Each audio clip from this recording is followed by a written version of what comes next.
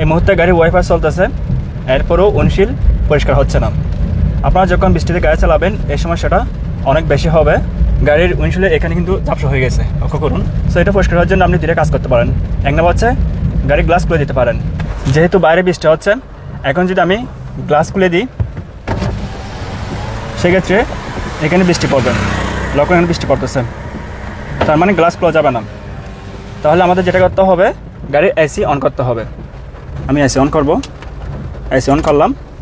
AC on করার পর একটা কাজ করতে হবে, সেটা হচ্ছে এখানে যে অনেকগুলো মোড রয়েছে, এখান থেকে উইন্ডশিল্ড ডিফগার এই মোডে রাখতে হবে। লক্ষ্য করুন, এই মোডে রাখতে হবে। এখন আমি এটি ঘুরিয়ে এই অপশানে রাখবো এবং এখনও লক্ষ্য করুন এখন কিন্তু ঝাপসা।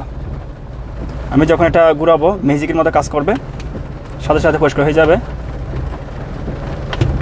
এই মুহূর্তে এই অপশন রয়েছে এবং উইন্ডশিল্ড লক্ষ্য করুন পরিষ্কার হয়ে যাচ্ছে। আপনি যদি তাড়াতাড়ি পরিষ্কার করতে চান তাহলে ফ্যানের স্পিড বাড়াবেন। এখন 3, 4 মুহূর্তে পরিষ্কার হয়ে যাবে।